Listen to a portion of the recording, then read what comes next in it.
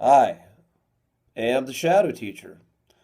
And as you continue on your journey of consciousness and awakening, you have a breakthrough of consciousness and a breakthrough in your vibrational state. You're vibrating at a higher frequency.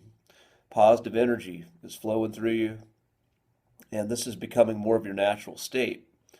Know that negative forces are going to be very attracted to you. There's going to be negative energy that wants to pull you down, pull you out of that state, that wants to pull you into itself, and it wants to rob you, wants to steal from you when you get into that state.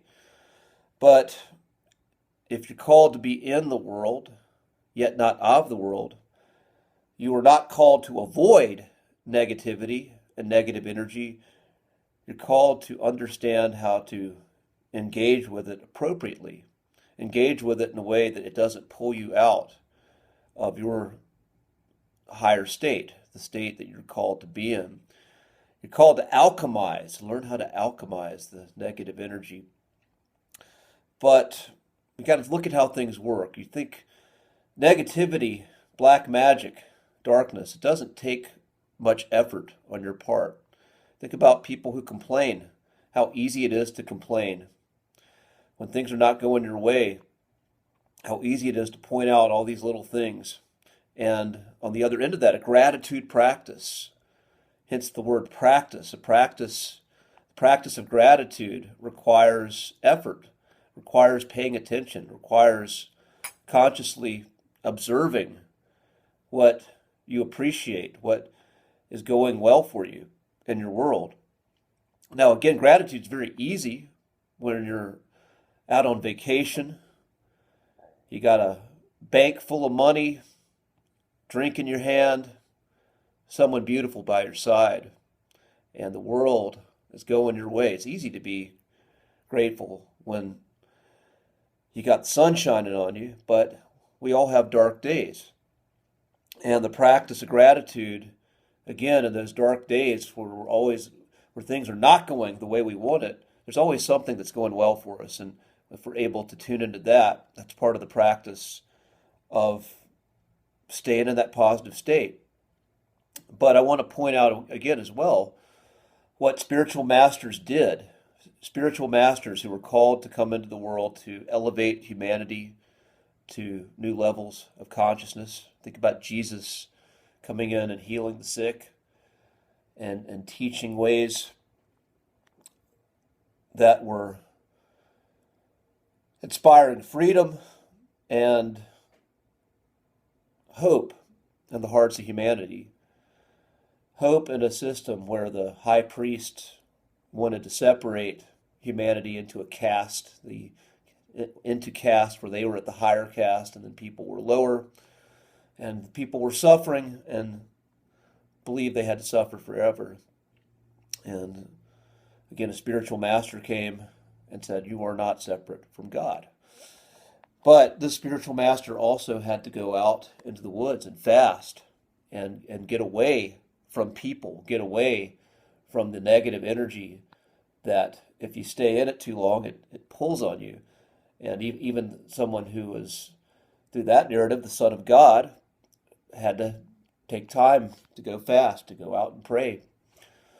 And so what I say to you is we got to do these practices too. We need to have practices that when we go out into the world and negativity is pulling on us and wants to pull us out of that state, when things are not going exactly the way we want them to, but yet we know there's more to this existence. We started to red pill ourselves. We're seeing through the veil of deception. We're seeing that we are co-creators in this matrix and we have greater power than we know, but we're not expressing that power for whatever reason at that time to the highest degrees we have been in the past. And negativity is wanting to pull the remainder of our power out of us and pull us back into a lower state. We have to have practices that we know are going to elevate us, practices that connect us to our soul, connect us to something higher. And again, this is very different than the low-hanging fruit that the Matrix offers. The low-hanging fruit of instant dopamine, instant addictive type things that make us feel better temporarily, but then pull us into a lower state. I'm talking about practices that bring us into a higher state and remind us of the truth of who we are. And we're always going to need to do this. Know that as long as we're in this physical hologram or whatever the fuck it is that we call this experience, know that we're going to go from higher states, well, change is inevitable. And there's going to be change outside that we respond to positively, and then things that are going to bring suffering into our lives. And negative energy is just part of the nature of what we are called to engage with.